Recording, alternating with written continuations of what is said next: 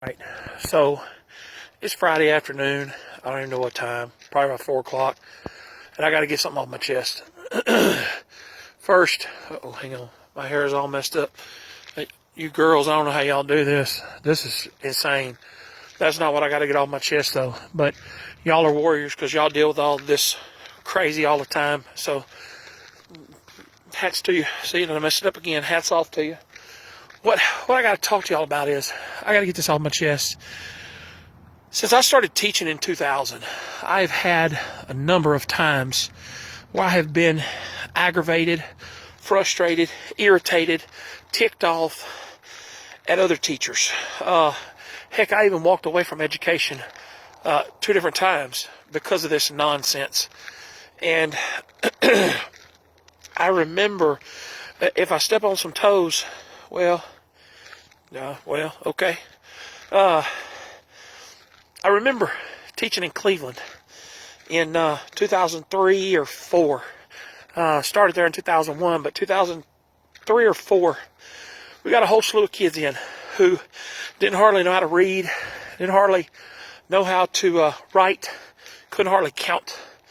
And I just remember wondering and talking to the teachers and going, man, how can these kids get to 6th grade, 7th grade, 8th grade without knowing how to read and write? And talk to other 5th grade teachers. And you know what I heard? That's not my problem. I did the best I could with my job. I'm supposed to teach them 5th grade. I'm not worried about 3rd grade, 4th grade, and 2nd grade. That's not my job. That's not my problem. See, I was only in my 2nd or 3rd year of teaching at that point, maybe 4th year of teaching by that point. But I remember thinking, no, that is kind of your job. That's kind of exactly your job. Because if a kid can't read and can't write, then you don't get to blame it on 2nd and 3rd grade teachers and 4th grade teachers because you dropped the ball, because you let him fly by. No, that is your job. That is your problem. And, man, I've made a career since 2000 of taking the kids that nobody else wanted. I've always jokingly referred to myself as the teacher on the island of misfit toys, because that's kind of what it felt like. You know, I heard all the time, Humber does great with them. Humber does great with them. Send them to Humber. Send them to Humber. Well, you know what? Let me tell you what Humber never did. Griped about it. Humber never griped about it, because that's my job. Because I wasn't there to draw a paycheck. I was there because when my students walked into my classroom, and they couldn't read. Let me tell you a little secret. They knew they couldn't read, and they felt like crap about it.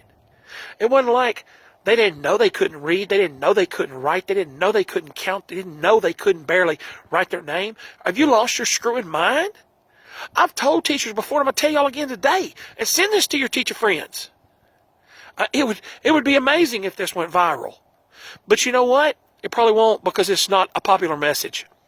If you don't want to take the students who have been entrusted to you for almost 200 days out of the year, are you listening?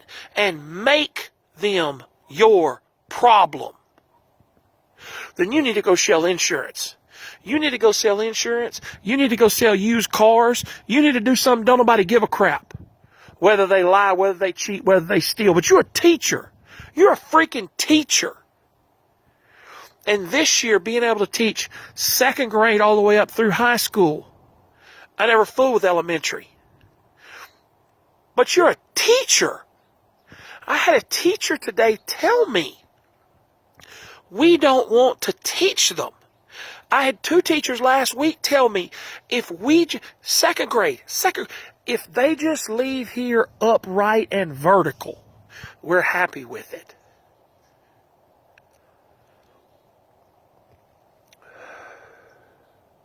If you are not ready to make the 15, 16, 14, 10, or 34 or 35, yeah, I've had 35 in my class. Try teaching ag mechanics and welding to 35 kids in a shop built for 10. And then come tell me about it. Middle school, 35 kids. Many times in excess of 30. Too many to count. You get kids that are broken, Well, that's not my problem. That is your problem. That is your problem. And if you in any way, or the people you work with, the people you teach with, your principals, your substitutes, whoever it is, in any way, on any level, says, that's not my problem, they gotta go. They need to go. And guess what? You need to tell them they need to go. They need to go sell insurance. They need to go sell used cars. They need to go sell, I don't know, post in the comments below something else dumb that they can go do that don't nobody give a crap about. But you got children. You got kids. And your first priority is to that child. When you walk in that classroom, and you're there for that bell to bell, and if you don't want to be there for that bell to bell, go do something else. Because we don't need you in the profession. And those children you look at every day, sure as crap don't need you in this profession. If you are not ready to sell out for your kids, then go do something else. Go screw up somebody's fast food order instead of screwing up somebody's kids. Man, have you lost your mind? I don't get paid enough to do that. Did you know that when you went to college?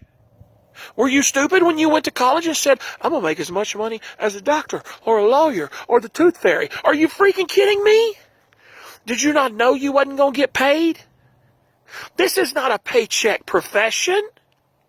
This is a calling profession. I can count on two hands how many people in 15 years of doing this, 15 years since 2000, taking a couple breaks in there because other teachers and the system and the bureaucracy and the nonsense drove me insane, drove me away from it. Man, y'all killing me with this. Teachers telling me that's not my problem. Teachers wanting to run down kids in the teacher's lounge. That's why I don't go to the teacher's lounge. Don't ever go in the teacher's lounge, man. That's the snake pit. Don't you ever go in the teacher's lounge. But when you walk by, peep in that window. Peep in that window of the teacher's lounge. Because that's the ones you better stay away from. Because they can eat in their class quiet, getting ready for the end of the day. But you know why they go to the teacher's lounge? To talk all that nonsense and that yin-yang. I go into the teacher's lounge to buy a Coke. That's all. And just like I heard at Cleveland, one of the veteran teachers running down one of my students, and I was standing there trying to get that dollar bill to feed, and they say, ying, and spit back out. Ying, spit back out. And I'm thinking, please, Lord, I'm not trying to talk to these people today. And I heard her yin-yanging about my kid. Because, when you're an ag teacher, it's them dang ag kids. It's those dang ag kids. Those dang ag kids are going to fix your car. They're going to repair your plumbing. They're going to fix your lights. Those dang ag kids are the ones you're going to pay to fix the landscaping in your yard. Those dang ag kids are going to save your butt more times than you can ever possibly imagine. Those dang ag kids are the ones keeping this country running. You better check yourself. But I heard her, yang, yang, yang, yang, yang. Yang, yang, yang, yang, yang. Calling this kid by name. Not in front of me. No, you're not doing this in front of me. Please, Jesus, let this dollar bill take. I just want a Dr. Pepper. That's all I want. Please let this. But you know what? I ain't get my Dr. Pepper. And I know I'm past 9 minutes, and most of y'all probably done checked out, and that's fine. You part of the problem. I got my Dr. Pepper finally. And as it said, tongue, it hit at the bottom. They said, isn't that right, Coach Humber? Almost made it, Jesus. Almost made it, Jesus. Almost made it. But see, now they brought me into this nonsense. And I said, y'all don't want me in this. Y'all don't want me in this. Y'all don't want me in this right now. And I turned around and told them that. Y'all don't want me in this. I said, you don't have no idea what's going on in that girl's life. Well, how do you get those terrible, bad kids to do stuff for you that nobody else can get them to do? How's it only your class? How do you get them to do? And I said, you know what? And that's what I told them. If it's been that long that you can't remember what it was like to be a 7th grade girl or 8th grade boy, if it's been that long, that you're that far removed from what those students are going through right now, you don't have no business doing this. And that was the first teacher that I told to go sell insurance because you suck at this job. That's exactly what I told her. She ain't like it. She went and told me on the principal. Principal came in, you know what he did? Shook my hand and said, you told her something I've been wanting to tell her as long as I've been working here. That's what I told her. You suck at your job. Go sell insurance. I don't want to hear your pity party. If you didn't know what you were signing on for, that's your own fault. Teachers make lives or they break lives. That's what they do. And if you don't want to do it, go do something else. It is your problem. They are your problem. And to those of you holding it down, because you know who you are. To those of you holding it down, you're freaking rock stars. And you change lives for the better. You are in the minority. You're such a you're 1 in 100, maybe more. Keep doing what you do. Do it for the right reasons. The rest of you, get right or get gone. That's all I got to say.